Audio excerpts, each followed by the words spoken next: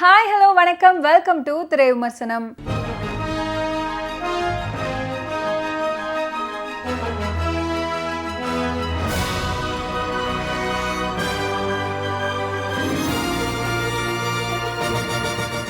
இன்னைக்கு திரை விமர்சனம் நிகழ்ச்சியில நாம பார்க்க போற திரைப்படம் மாய புத்தகம். தமிழ் சினிமாவையும் விலங்குகளையும் அவ்வளவு எளிதாக யாராலையுமே பிரிச்சிட முடியாது. குறிப்பா தமிழ் சினிமாவில் பாம்பை மையமா வச்சு எடுக்கிற படங்களுக்கு அதிக வரவேற்பு இருக்கும். அப்படி வெளிவந்த படங்கள் நீயால இருந்து படையப்பா வரைக்கும் ஒரு பெரிய பட்டியலே போடலாம். அதே மாதிரி பாம்பு மையமா வச்சு புராண தற்கால உலகங்களை கச்சிதமாக இணைச்சிருக்கிற மறு ஜென்மத்தோட கதை தான் இந்த படம். ஜாக்வார் ஸ்டுடியோ சார்பாக பி வினோத் ஜெயின் ப்ரொடியூஸ் பண்ணியிருக்கிற இந்த படத்தில் ஸ்ரீகாந்த், அசோக் குமார் பாலகிருஷ்ணன், அபர்நதி, இளவரசு, ஆடுகளம் நரேன், மதன், பவன், லோகேஷ், நாஞ்சில் விஜய், கேஎஸ்ஜி வெங்கடேஷ் இவங்கெல்லாம் இந்த படத்தில் நடிச்சிருக்காங்க.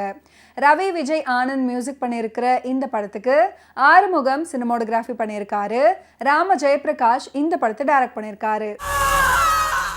நாகம் உயிரினங்கள்ல ஒரு வகை அப்படின்னு எல்லாருமே நினைக்கிறாங்க. அது உண்மையே கிடையாது. பொதுவாக பார்த்தா நாக வகைகள் அப்படின்றது ஒட்டுமொத்த உயிரினங்களோட ஆத்ம சரீரம் அப்படின்றது தான் உண்மை. அதனால தான் கடவுளோட உருவங்கள் எல்லாத்துலேயுமே நாக உருவம் சேர்க்கப்பட்டு இருக்கும். இப்படிப்பட்ட புனிதமான நாக ஆத்மாவின் பல ஜென்மங்களோட பயணமே இந்த மாய புத்தகம். இப்போ இந்த படத்தோட கதை என்ன அப்படின்றத பார்க்கலாம்.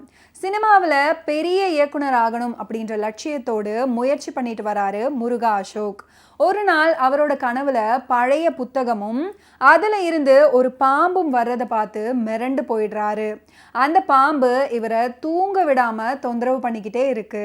தன்னுடைய கனவை முக்காலமும் உணர்ந்த சாமியார் கேஎஸ்ஜி வெங்கடேஷ் கிட்ட அசோக் போறாரு.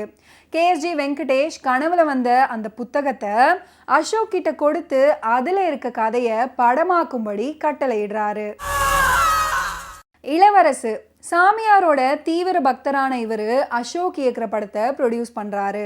அந்த புத்தகத்தில் சொன்னபடி செல்வபுரி காந்தார மலையில் இருக்கிற ஆள் இல்லாத பாழடைந்த பங்களாவில் சில உதவியாளர்களோட தங்குறாரு அசோக்.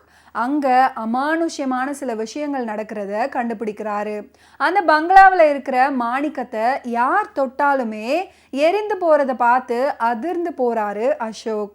கடைசியில் மாய புத்தகத்தில் இருக்கிற மர்மங்களை கண்டுபிடிச்சாரா இல்லையா, சாமியார் சொன்னபடி அந்த படத்தை இயக்குனாரா அசோக் அப்படின்றது தான் இந்த படத்தோட மீதி கதை. முன்ஜென்ம கதையை மையமாக வச்சு தற்காலத்தில் வாழும் கதாபாத்திரங்கள், பூர்வ ஜென்மத்தை உணரும் தருணங்கள், முற்பிறப்புல முடிவு பெறாத வாழ்க்கையின் தொடர்ச்சி நிகழ்காலத்துல எந்த எல்லையை நோக்கி போகுது அப்படின்றத திரைக்கதை அமைச்சு சுவாரஸ்யப்படுத்தி கொடுத்திருக்காரு இந்த படத்தோட இயக்குனர் ராம ஜெயபிரகாஷ். அசோக் இயக்குனராக முயற்சிப்பது, பங்களாவில் தனக்கு ஏற்பட்ட தடைகளை தகர்ப்பது, அபர்நதியின் முன்ஜென்மத்தை அறிந்து துடிப்பது மற்றும் நடனம், ஆக்ஷன் அப்படின்னு நடிப்பில் நல்லாவே ஸ்கோர் பண்ணியிருக்காரு. அடுத்து ஸ்ரீகாந்த் ஃப்ளாஷ்பேக் சீன்களில் சில காட்சிகளில் வந்தாலும் அவருடைய நடிப்பால் பளிச்சிட வைக்கிறாரு. அபர்நதி முன்ஜென்மத்தில் பெற்ற சாபத்தால் மோட்சம் அடையாமல் இருக்கிற செல்வபுரி மகாராணியாக எதிரிகளை துவம்சம் செய்யும் காட்சிகள் மற்றும் காதல் காட்சிகளில் சிறப்பாக நடிச்சிருக்காங்க. படத்தில் நடிச்சிருக்கிற மற்ற ஆர்டிஸ்டான இளவரசு, ஆடுகளம் நரேன், அருவி மதன், ராம ஜெயபிரகாஷ், தாசரதி, லோகேஷ் ஆதித்யா, நாஞ்சில் விஜய், கேஎஸ்ஜி வெங்கடேஷ் உட்பட படத்தில் நடிச்சிருக்கிற எல்லாருமே பார்க்குறவங்க கவனத்தை ஈர்த்திருக்காங்க அவங்களோட நடிப்பால.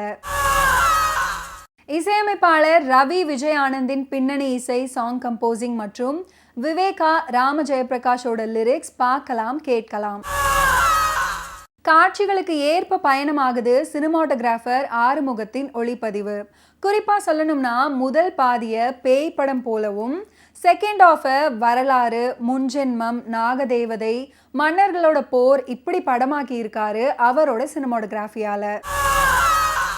Editor Priyan, Vinod Kanna, art director John Britto மற்றும் முனி கிருஷ்ணா, நடன இயக்குனர் Suresh Sid, stunt director stunt Jackie Johnson உட்பட தொழில்நுட்ப கலைஞர்களோட பணி படத்தின் நிறைவு. மீண்டும் அடுத்த வாரம் திரை விமர்சனம் நிகழ்ச்சியில சந்திப்போம். அதுவரை நன்றி, வணக்கம்.